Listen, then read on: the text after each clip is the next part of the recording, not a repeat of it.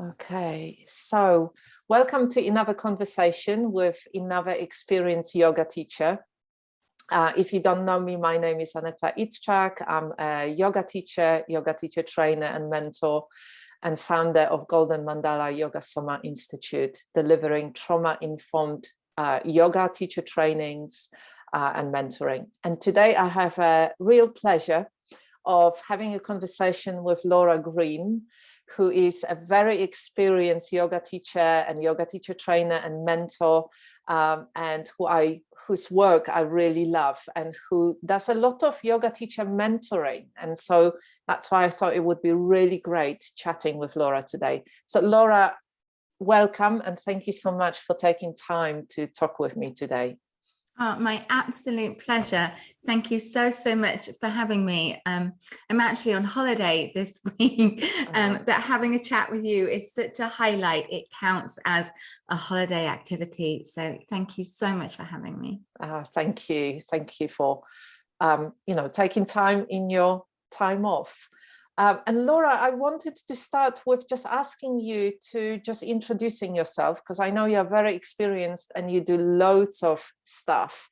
And then what I'd like you to do, if you don't mind, is for you to tell us a little bit about your story around practicing yoga, so being yoga practitioner and also being yoga teacher and yoga trainer. Thank you.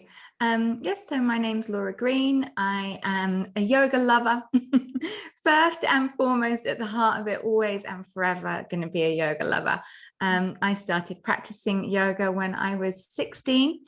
And it's been a constant life companion ever since. I always think when you practice something for a long time, it is a little bit like a marriage. And I've been with my husband now for 20 years. So the two are almost hand in hand, yoga a little bit longer than him. But, we go through different phases with it. We go through that honeymoon phase when we're doing loads of yoga, reading every yoga book. And then there's times when our practice really requires us to dig deep, to carve out the time. And then when I started teaching yoga 12 years ago, it was like the honeymoon phase all over again, when you get to see that the thing you love and adore and has been such a positive impact on your life, it works for other people too. I knew that intellectually, of course, I knew yoga was amazing. But when I started seeing how the yoga made a difference in my students' lives, wow, that love just deepened so much. So yoga is my every minute of every day. My practice has changed vastly in that time. Now much more on the spiritual side of it, and the philosophical journeys, in the mantra, in the chanting, as well as a good vinyasa practice here and there. I have been running a teacher training school for 5 years. I think we're in the 5th enrollment. It's basically a whole year. Mentoring yoga teachers for longer than that. Started that before the teacher training.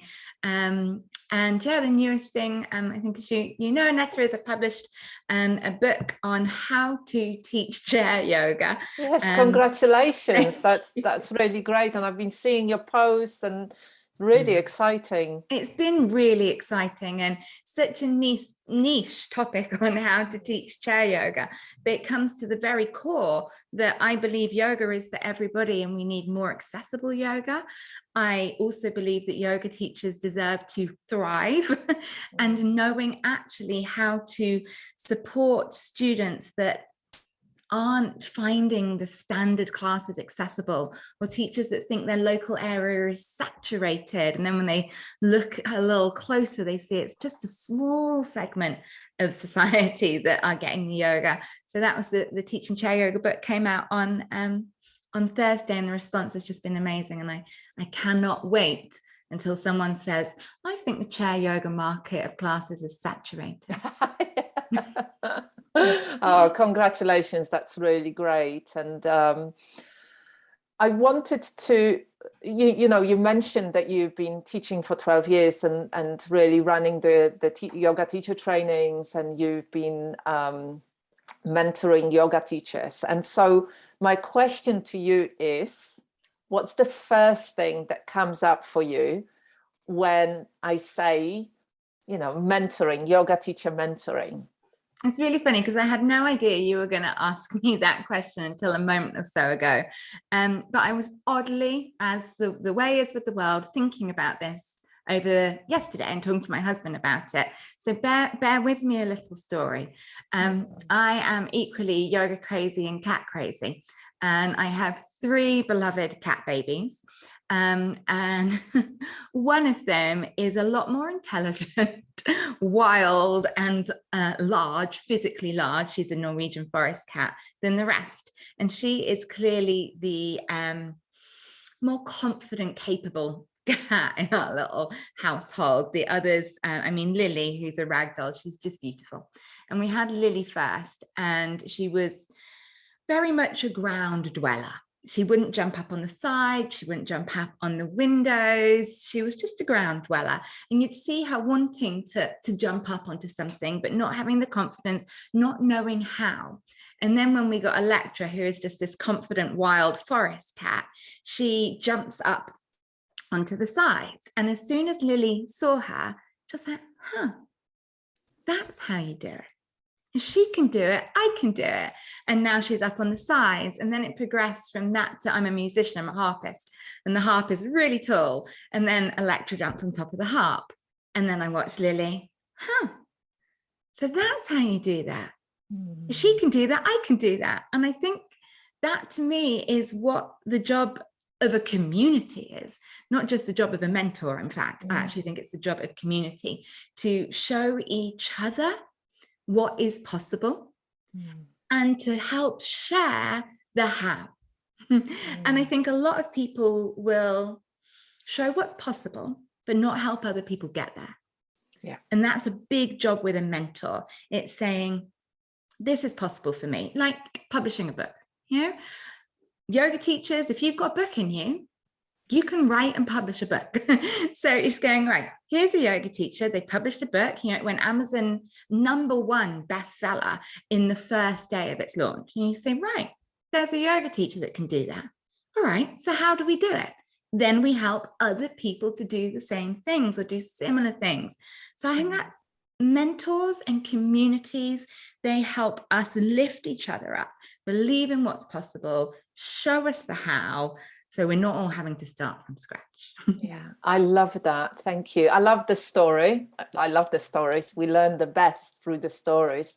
But also, I love what you just said, because so many people show what's possible, as you just said, but knowing how and really having that support around you to move forward with those baby steps to make changes. And, when I think about mentoring, this is exactly what comes up for me, that there is that we have got community, but that community is a little bit all over the place. And there are so many different beliefs around what's possible, how much money you should earn, whether you should charge or not charge, whether online yoga is worse or better than in person, whether you can even teach online, whether you should be charging loads or whether you should just train. There is so much stuff around what spirituality is, what yoga is, what money is. And then there is so much baggage. And for me, seeing people like you, other yoga teachers who created really great community, who is benefiting and contributing to that community on a daily basis. Before we started this call, we were talking about consistency, who has got full-time living from doing what you love. That's very truly inspirational to me. And I think it's so needed. I remember before I started training, so I've been teaching 12 years. My course took me about 18 months. And before that, so maybe, 15 years ago, yoga teacher that I went to at the time saying, it's not possible to have a full-time living teaching yoga. And I actually hadn't seen, other than in a gym, classes were full and busy in gyms, but I hadn't seen anybody model what it looked like to be responsible for your passion, to love your passion, to do your passion justice, and to be a heartfelt yoga teacher and a businesswoman. Yeah. And even now, some people will say to me, and this is my own mindset to shift, this is my own block, they'll say, oh, you're a businesswoman. And I take it as an insult. And that is my stuff to get over. I'm always saying, no, I'm a yoga teacher who's prepared to put the work in on the business side. Yeah. It's funny, isn't it, that you can be both. I mean, I've supported myself fully for the last 6 years from teaching and from, you know, supporting others as well. And you can do that, but it requires you a different set of skills. And when there is, you know, what I'm seeing a lot and having a lot of conversations with other yoga teachers, that there is, you know, we can present this really happy face, this love and peace, and this, you know, lovely pictures on Instagram, and behind the scene really struggle financially and really worry a lot and really feeling, you know, that comes from personal experience as well, a lot of shame that, you know, we, on one hand, we have this wonderful practice that we share with others, and we tell them everything is about health, everything is about, you know, look after yourself, you're number one, do those practices. And then somehow there is this gap between, well, you can actually thrive, you can make living from doing what you love, and then, but you need to approach it in a different way. Yeah, and I often say, if you think there's something you want to do, and I say this in teacher training and in mentoring, be honest with yourself about what that full role, job description, project looks like. I'm going to stick with the book because it's the easiest example when something's right in your mind. But, you know, when someone says, oh, I want to write a book.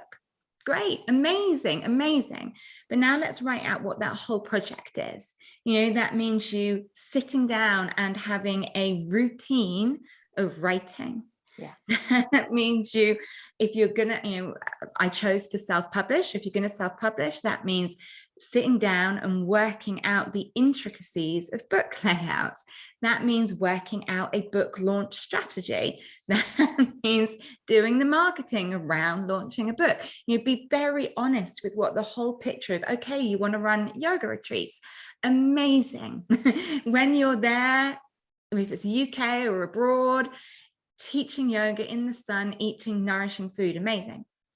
But you've also got to work out the finances and the figures of that retreat. You've got to negotiate with the suppliers, with the transportation, with the venues. You've got to create a marketing plan and strategy. You've got to create promotional graphics. Just look at what the whole picture is and make sure you're going into it eyes wide open. I don't know why I had that random rant. It wasn't even a question you asked. I think that you touched on something here that is so important, to actually have a plan. It's like it's so fascinating. Like, I worked in social care for 16 years and I managed teams, and I manage and supervise and train people, and I had a plan and I knew what I was doing. And yet when I left to work full-time as a yoga teacher, that all kind of disappeared. And for the first couple of years, I was just like, oh, I'm just, I couldn't find my way, till I realized that I have got those other skills. I can bring those other skills. If I am going to make it, if I'm going to continue being self-employed, I have to bring those skills in. And I wonder whether you see something similar with other yoga teachers when they kind of decide to teach yoga. Somehow they forget all the other skills that they have. Yeah. There is, honestly, I think everyone's unique and everyone's individual, of course, and we all have our own skill sets. But if you look at yoga teachers collectively, I honestly do not think there is a more creative bunch of people. My husband runs and manages teams in engineering, and now he works from home. I can hear his meetings, and he'll be trying to get them to have an ideas session or a strategy session and get creative, and it's like tumbleweed. But you get a group of yoga teachers together. Oh my word, we are so creative. I think I have a million ideas most days, and many yoga teachers like, I could do this, I could do this, I could do this, I could do this. And I always think, you know, corporate companies would pay a fortune to have the creative energy and ideas that yoga teachers have bubbling all over the place. But then, yeah, what turns something from an idea into actually happening is some sense of a plan. But I think there's multiple ways of having a plan, and it's knowing, and again, it's the kind of things a mentor works through with you, knowing what way of planning works best for you. I'm an incredibly loose planner. Like if I went into a corporate environment with the way I plan, I think I'd be laughed out the door, because I plan very loosely around the moon cycles. So I'm sorry to sound like a broken record, but the book came out on Thursday, which was to coincide intentionally with the full moon. So the full moon was on Saturday.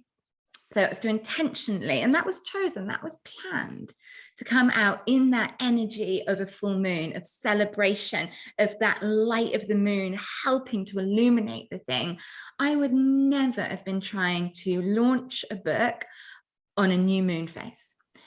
Or to launch anything on a new moon phase. That's when I'm tired. You know, if people, you know, have a menstrual cycle that are watching this, the same. You know, I wouldn't be launching something in that time of my bleed. And for the same reason I'm drawing in, that's for tidying up emails, reviewing, reflecting, resting. So I very loosely plan around a moon cycle, you know, from as we come out of that new moon, building through the waxing moon to the full moon. That's when I get busy, that's when I'm doing stuff, and then the full moon launching, celebrating, doing, then starting to tidy up, review, send the invoices, and rest. And so it's a loose plan, and I would be laughed out of any boardroom with that.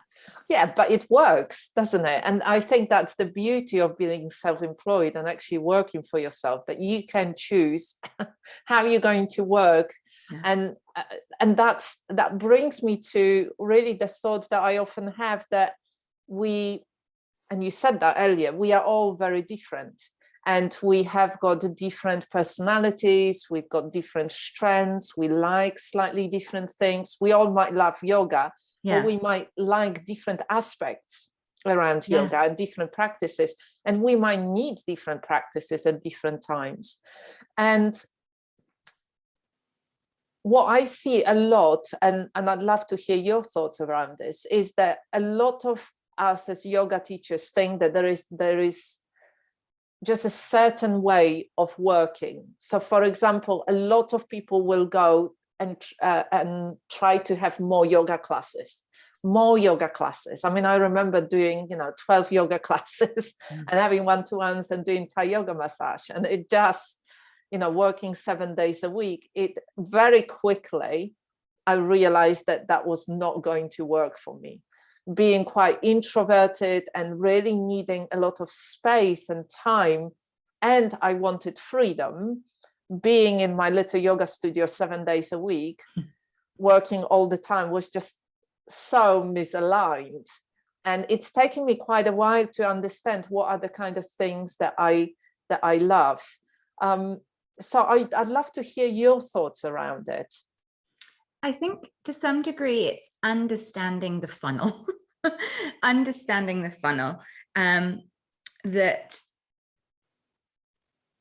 your students will most likely, first of all, experience you through a class. Maybe it's a discounted first class, a free first class, or just the, a £9-10 drop-in yoga class. Easy, dip my toe in, just have a go with you and that yoga.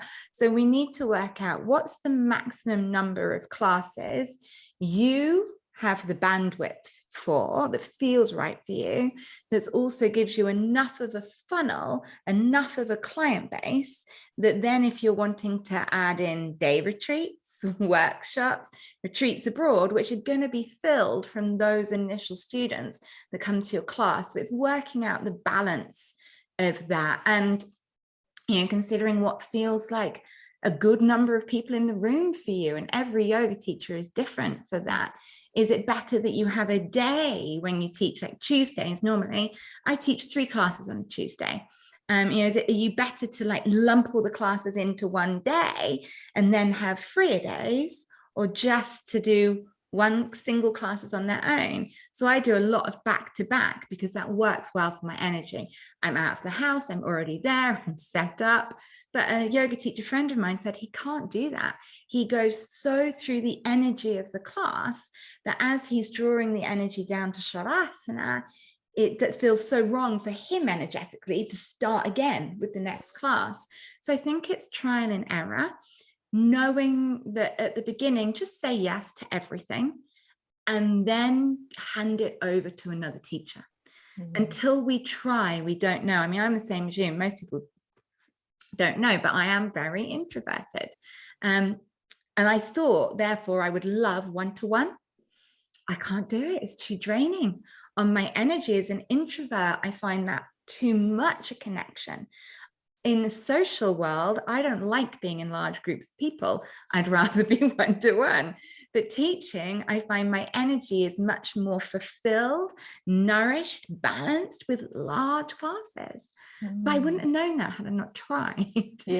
So say yes to variety. And I think when people think about taking on a class or saying yes to something, they think they have to make that commitment for forever. So I often mentor people, start with a 6-week course. It's easier to fill, it gives you a date to market to. And then at the end of that 6 weeks, you can honestly say, I gave that a good shot. That wasn't right for my energy, that didn't work, that did work. And then start to streamline what and how you work. Yeah, some really great points that you made that, we often kind of think, oh, I'm not going to like it, or it's going to be too much, but actually trying it out. I remember the first few classes that I was teaching, coming out and feeling really upset that they were so awful. And I had maybe 2 or 3 people in that class. Whereas now teaching, my regular class that's got 12 people, because that's how many I can put in. And I love it. And I don't give it a second thought. It's not a question whether the class was good or not. I know it's good. So it changes, doesn't it, with experience? But unless we do it, we will not have that experience. And equally, sometimes they're still not good. Sometimes 12 years and God knows how many classes later, I teach a duffer. And that's okay. Exactly. It's still yoga. Exactly. My students still got Shavasana. And could you again imagine if you went into any other job and expected to be on your A game every single time? It's an unfair pressure. Sometimes I teach a duffer, but yoga was still yoga, and yoga's always good. Giving someone Shavasana is always good. And you never know what they're going to take from it, do you? It's you kind of think, oh, that wasn't that great. It might have been really what they needed in that moment. My husband pulled me up on exactly that this week, because I teach an online membership that's 4 live sessions a week, 8 a.m, Monday, Wednesday, Friday, Sunday.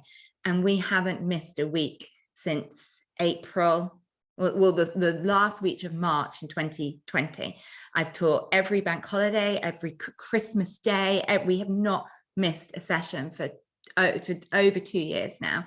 And on tour yesterday, on the Monday, Simon said, how was that? I was like, oh, I wasn't very inspired. I just think a lot of them had been doing gardening. So I taught some stretches if you're stiff after gardening. And he said, go and read the comments. It's always when you say to me that you weren't very inspired, that there's the most comments going, that was just what I needed. There is this, and it was. I went on and there were the comments going, that was perfect. It was just what I needed. But sometimes we just let our head get in the way. And again, coming back to what we're actually talking about, mentoring, that's the why, because a mentor can get between you, your head, and your self chatter, and sometimes just pull you out of that stuff, which is what my husband did for me yesterday. But sometimes our family can be too close. Yes. I think what you just said is so true. It's having somebody else to give you some feedback, to actually say to you, do you realize that's what's happening, or what do you need to do? Like, you know, my mentor always says, it's like, yes, you've got all of these ideas and you're bringing this big thing, what you're going to let go of. And my initial thought is always, oh, I can't let go of anything. I worked really hard for setting it all up and it's kind of working. I don't want to let go of anything. It's like, well, you need to manage your time. You need to manage your energy. How are you going to do that? I am a terror at that as well. Yeah. But I was listening to Deborah, what's her name? Deborah Meaden, the Dragon's Den. Yeah. She has a new segment on Radio 4 about responsible green energy in business. And I just caught a little bit. And isn't it the way when you're in the car, you just catch that bit you need? And it was Deborah Meaden talking about the energy crisis and business and how consumerism has a lot to pay for why we are in an energy crisis, why we have global warming. And she said, why is it? And this is Deborah Meaden, you know, she's a dragon.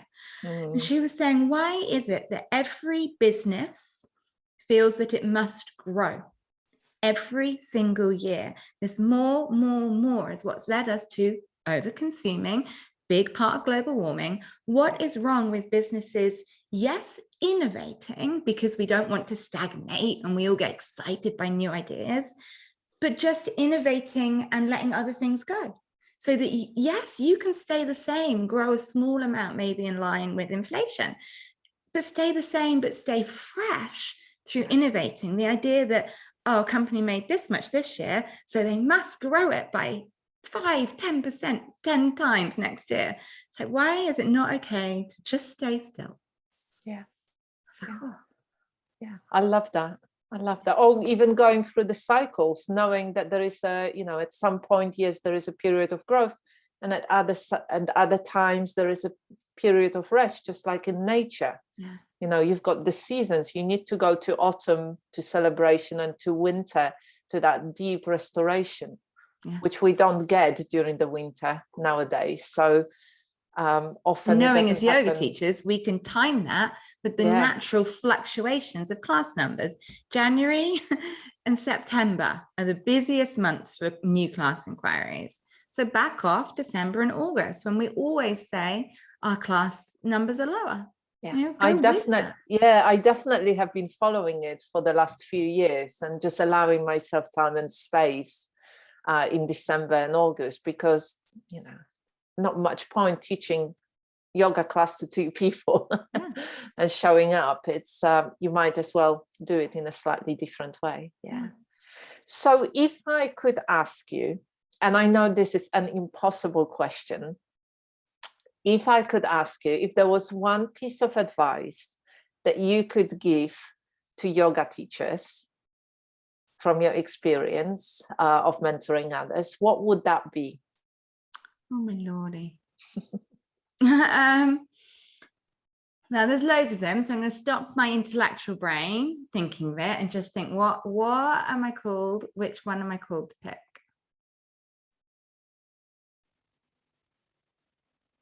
So one thing I say time and time again, create real relationships.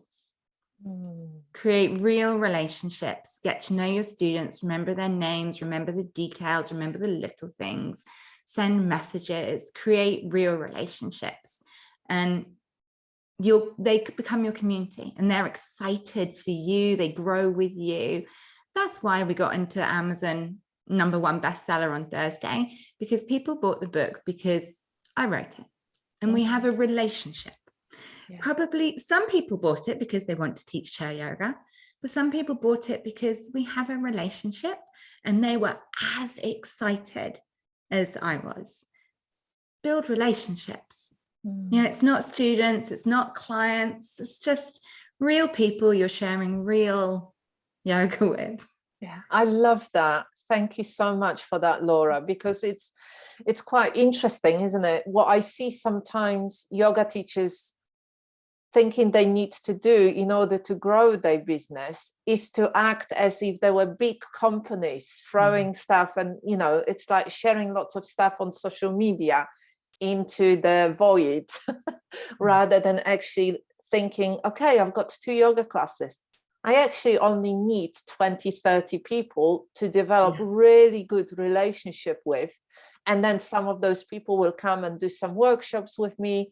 And they also, you know, it's like we are small businesses. We don't need this kind of big promotion stuff. We just need to focus on building relationships with our students, as you just said. And that's such a good way of thinking of it. How many students do you actually need to fulfill and sustain the life you want? You know, and it's probably, well, I can't remember the maths. I'm sure I worked this maths out a while ago, that I think on a ballpark of 10 classes a week with 10 students that are your classes is about take-home pay. So after paying your halls, everything is about £30,000 annual salary of take-home. Wow. You know, that's a really good we don't just do classes either, you know. Yeah. So just as a ballpark, that's 10 students, 10 classes of 10 students, that's 100 students. That's not an Instagram count of 11,000 or whatever. Yeah. And some of those students might come to more than one class if those classes are on different days as well. Yeah. And give yourself 2 years to build up to that. Yeah. So what was the thing that you said to me before we started this conversation live that you keep repeating? Real relationships with real people. And I can't remember now. You said consistency. Oh, yes. Time and consistency. So one thing, I type it most days, I write it most days. It takes time to build. And consistency was probably the one thing I was actually most scared of when I started up my classes, was the idea that, because I'd always flitted between yoga teachers and my practice had always been consistent, but I had flitted. So the idea of turning up at 5:55 at Whiteley Community Centre every Monday, but it would be, I've just seen the date, 19th of April, 2010 was when I first, so 12 years ago today, 19th of April, was when I did my very first class at Whiteley Community Centre at 5:55. Wow. 12 years later, same class. Yeah. Wow. Consistency. Yeah. Yeah. And a good chunk of time to create those relationships. Yeah. Lovely. Thank you, Laura. So thank you. Thank you for taking time to chat with me. So before we finish, what I'd like to invite you to do is to tell us about where people can find you if they want to talk with you, whether these are clients or yoga teachers. I know that you run mentoring program as well, which is absolutely amazing. So if you could share where people can find you, that would be really great. Yeah, of course. So easiest is Laura Green Yoga. Laura Green Yoga on Instagram, on Facebook, on website, will find you anything. Most of the value of work I do for yoga teachers is inside the Yoga Teacher Collaborative, which is free. It's a Facebook group. And just like here with Aneta, we do a free training every single week. Mentorship, yes, it's on my website. It's currently as a 1-to-1 option on there. I have a 12-week mentorship program. And if you're interested in teaching chair yoga, which, you know what, when I read that book, it's just everything I know about teaching good yoga with a bias towards chair in it. So teaching chair yoga, just search that on Amazon. I'd love you to have a copy. And I can't believe I didn't realize, but thank you. Today is 12 years to the day I taught my first yoga class, and I'll leave you with one little story. I was so nervous. I was driving in my car to work that morning, going over my lesson plan in my head time and time again. And I didn't see the chicane in the road and drove straight into it and blew up my tire. And then my boss came over, helped fix the tire, did my day at work, then went and taught at class on the 19th of April, 2010. 5 students turned up. One of them is still with me 12 years later. His name's Rob. And many a time in that first year of teaching, it was just him. It was just him. And I taught in the damn best class I knew how. And 12 years later, there's still me and Rob. Lovely. That sounds really great. Thank you so much for sharing that. It's very inspirational, and it really shows what's possible. Thank you. No, thank you. My pleasure. Thank you for having me. Thank you so much. And if you've got any questions for myself or Laura, just put them in the comments, tag me in or tag Laura in, and we will come back and connect with you. Sure. Thank you so much. Thank you.